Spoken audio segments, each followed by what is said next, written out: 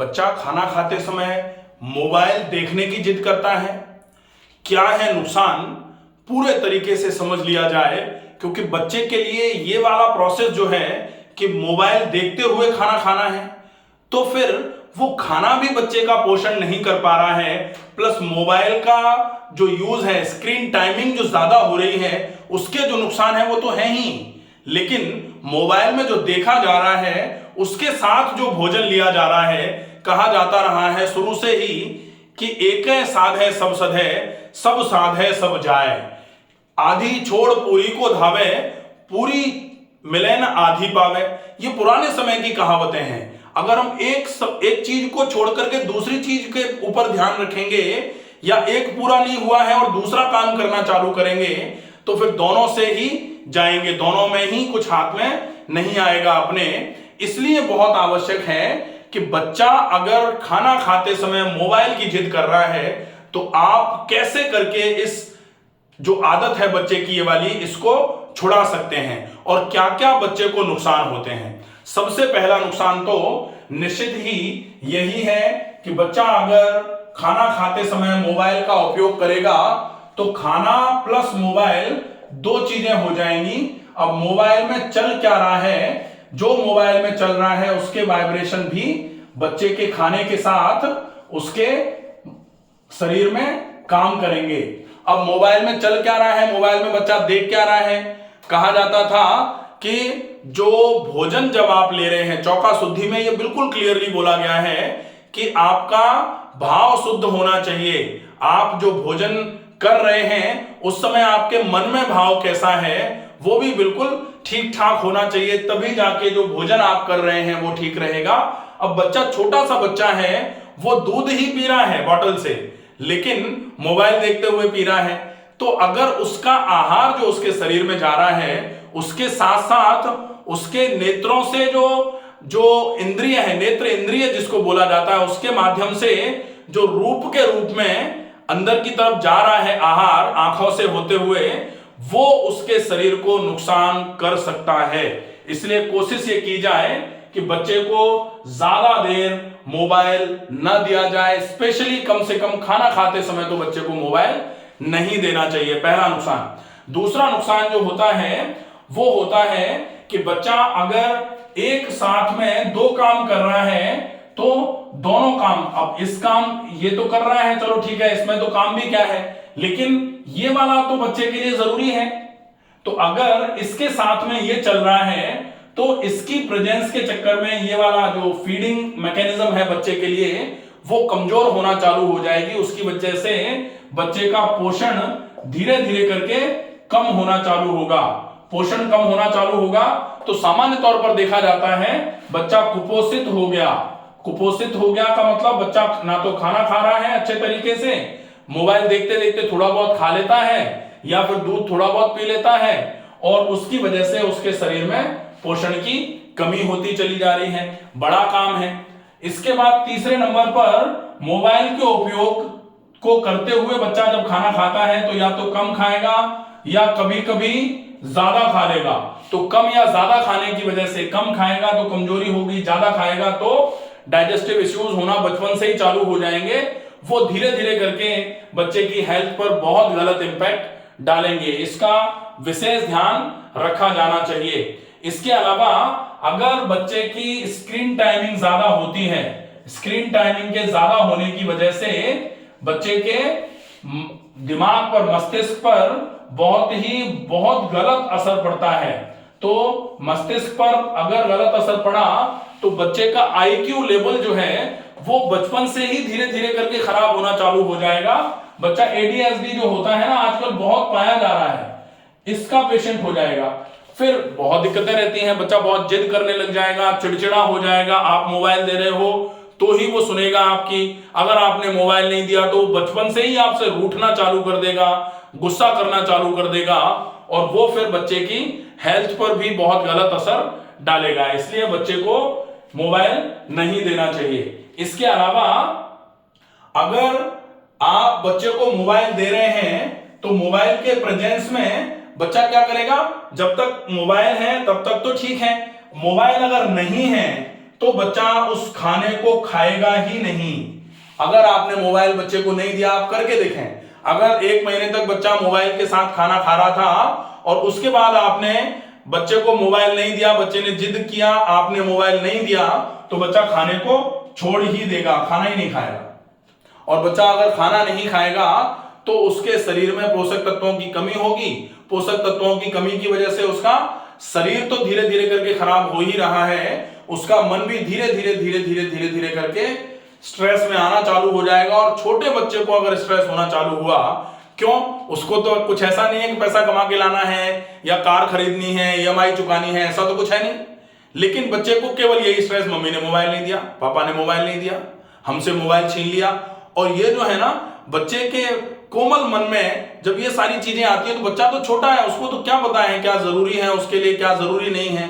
तो ये जो प्रॉब्लम है आ रही है कि बच्चे मोबाइल से ही खाना खा रहे हैं, मोबाइल देखते हुए ही खाना खा रहे हैं, ये शुरू कहां से हो रही है।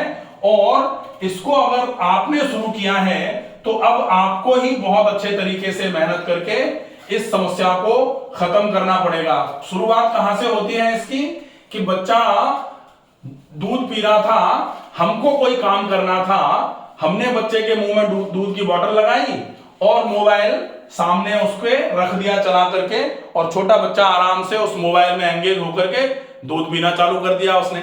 शुरुआत कहां से हुई, हमने ही करी। और अगर हमने शुरुआत करी है तो निश्चित ही यहां से ही आपको मोबाइल को छुड़ाने की शुरुआत करनी पड़ेगी। कि जब भी आप बच्चे को खाना दें, आप बच्चे के सामने बैठें, प्यार से बच्चे को अपने हाथ से खाने दें। कभी कभी पेरेंट्स ऐसा करते हैं कि अपने हाथ से बच्चे को खिलाना चालू कर देते हैं, तो अपने हाथ से खिलाने की आवश्यकता नहीं है, बच्चे को अपने हाथ से खाने दें। और कोशिश ये हो कि आप पूरी फैमिली एक साथ बैठ करके, छोटा बच्चा है तो भी छोटे बच्चे को भी साथ में बिठा करके फैमिली एक साथ बैठ करके खाना खाए, बहुत ही अच्छा रहेगा। लेकिन अगर फैमिली बैठ करके खाना खा रही है और पापा मोबाइल चला रहे हैं, बच्चे को आप मोबाइल नहीं दे रहे हो, तो फिर ये तो गलती हो जाएगा। बच्चा समझाने की बजाय देख करके समझता है। अगर बच्चा देख रहा है कि ये तो चला रहे हैं, हमको क्यों मना कर रहे हैं, तो फिर और जिद करेगा वो, और जिद करेगा तो कभी कभी छोटे बच्चे कह भी देते हैं कि आप तो कर रहे हो, हमको नहीं करने दे रहे हो। तो ऐसी स्थिति जो है ये अगर नहीं आए, इसके लिए बहुत जरूरी है कि फैमिली एक साथ बैठ करके खाना खाए। दूसरा, एक जब सारे लोग बैठ करके खाना खा रहे हैं तो इलेक्ट्रॉनिक गैजेट्स का यूज नहीं हो रहा हो। बच्चों में जैसा हम हैबिट डालेंगे वैसी ही हैबिट बच्चों की हो जाएगी। दूसरा जो होगा वो होगा, आप बच्चे का मनपसंद खाना बनाइए। मनपसंद खाना जो बच्चे को पसंद होता है ना, वो खाना आप बना के दीजिए। और फिर धीरे धीरे चूंकि आदत अगर लग गई है तो ऐसे छूटेगी, तो फिर आप मनपसंद खाना बनाइए और मनपसंद खाना बना करके फिर आप बच्चे के पास में बिठा करके उसको खिलाइए। इलेक्ट्रॉनिक गैजेट कम से कम 10, 15, 20 मिनट पहले ही दूर कर दो, उसके आसपास होने ही नहीं चाहिए।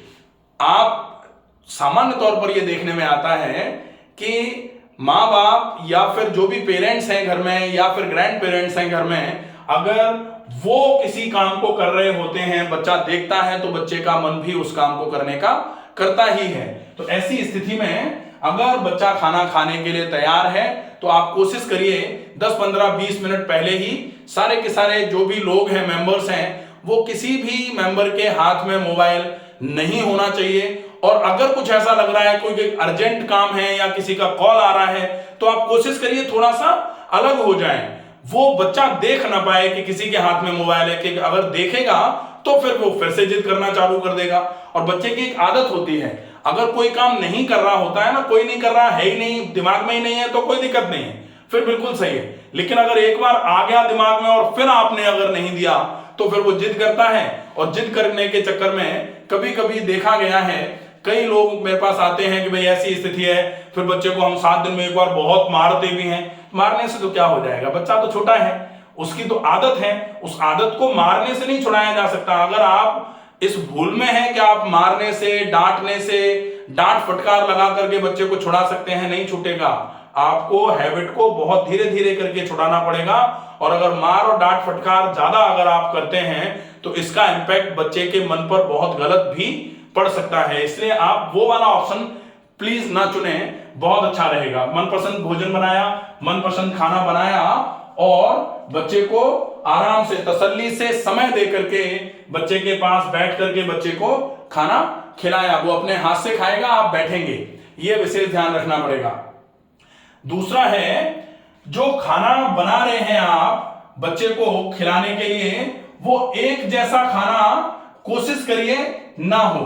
अगर एक जैसा खाना नहीं होगा ना, जैसे आज भी जो खिलाया था कल भी वही खिला रहे हैं, परसों भी वही खिला रहे हैं, तो थोड़ा सा इंटरेस्ट क्रिएट होना चाहिए बच्चे का खाने में, तब जाकर के बच्चा धीरे धीरे करके खाना खाने में मन लगाना चालू करेगा।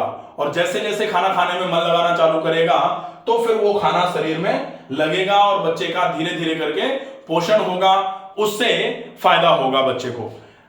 एक चौथा पॉइंट होता है कि जब 5 लोग बैठ करके खाना खा रहे हैं, 5 लोग एक साथ बैठ करके खाना खा रहे हैं, तो कोशिश यह होनी चाहिए कि खाना भी एक जैसा हो।